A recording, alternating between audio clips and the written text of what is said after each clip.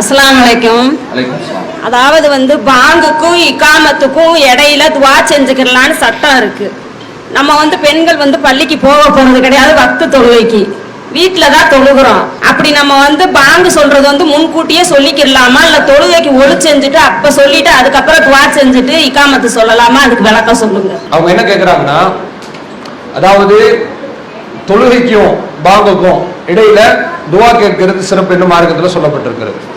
இப்படியாப்பட்ட சூழ்நிலையில நாம பள்ளியில சொல்லப்படுகிற பாங்கு, அந்த பாங்கு கேட்டுட்டு நாம துவா செய்தால் அது சரியா வருமா, அல்லது நாம தனியா பாங்கு சொல்லி கேட்கிறோம் அல்லது கேட்கல தனியா பாங்கு சொல்லி நாம அந்த பாங்குக்கு அப்புறம் துவா செஞ்சுட்டு அடுத்து தொழுதா அது சரியா?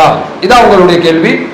இதுல மார்க்கம் சொன்னது என்னவென்று சொன்னால், தொழுகையினுடைய பாங்கு இருக்கு இல்லையா, நீங்க சொல்ல வேண்டும் என்று அவசியம் இல்லை. தொழுகையின் பாங்கு நமக்கு கேட்டு விட்டாலே அதுக்குள்ள நம்ம கட்டுப்பட்டுறோம். நபிகள் நாயகம் ஸல்லல்லாஹு அலைஹி வஸல்லம் அவர்கள் ஒரு முறை ஒரு கண் தெரியாத சஹாபி வருகிறார், இந்த மாதிரி கேள்வி கேட்கிறார், ஃபத்வா கேட்கிறார். அவர்கிட்ட ரசூல் ஸல்லல்லாஹு அலைஹி வஸல்லம் கேட்கிறாங்க. அவங்க என்ன சொல்றாங்கன்னா, அந்த சஹாபி, அல்லாஹ்வுடைய தூதரே, எனக்கு கண் தெரியாது, லைசலி காயிதும் யக்கூதுமி, என்னை கைப்பிடிச்சு கூட்டு வர்றதுக்கு 5 வேளை தொழுகைக்கும் ஆள் கிடையாது. இப்படியா இருக்கிற சூழ்நிலையில நான் வீட்டிலே தொழுதுக்கலாமா அப்படின்னு கேட்கிறான். கேட்கும்போது ரசூலா என்ன சொல்றாங்க, சரி தொழுதுக்குங்க போங்க அப்படின்னு சொல்றாங்க. சொன்ன பிறகு அவர் போறவரை ரசூலா திருப்பி கூப்பிடுறாங்க, இங்க வாங்க ஒரு நிமிஷம் வாங்க, அது கஸ்மோ நீதான் பாங்கு காதுல விழுகுதா? விழுகுது. அப்ப கண்டிப்பா பள்ளிக்கு வந்துருங்க, பாங்குக்கு பதில் சொல்லிட்டு பள்ளிக்கு வந்துருங்க ரசூல் ஸல்லல்லாஹு அலைஹி வஸல்லம் சொல்லி காட்டுறாங்க. அப்போ பாங்கு என்பது எப்பொழுது நம்மை கட்டுப்படுத்துகிறது என்றால், அந்த சொல்லப்படுகிற பாங்கு நம்ம காதுல கேட்குதுன்னு வச்சுங்க, கேட்டாலே நம்ம அந்த பாங்குக்கு கட்டுப்பட்டவர்களாக மாறி விடுகிறோம்.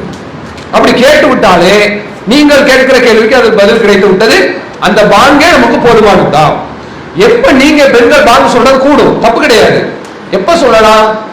பாங்கே கேட்கல, சொல்ற பாங்கு கேட்காம, அல்லது தூரத்துல இருக்கிறோம், எங்கேயோ ஒரு தூரத்துல நீங்க 1 கிலோமீட்டர் 2 கிலோமீட்டர் தள்ளி வீடு கட்டி புதுசா குடி போயிட்டீங்க, பள்ளிவாசல் விட்டு தூரத்தில் இருக்கிறீங்க, நேரத்துக்கு பாங்கு காதுல விழ மாட்டீங்க.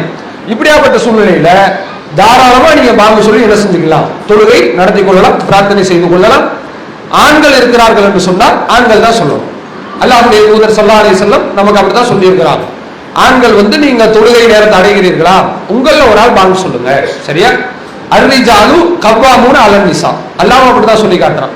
ஆண்கள் என்பவர்கள் பெண்களை நிர்வாகம் செய்பவர்கள். நிர்வாகம்னா என்னது?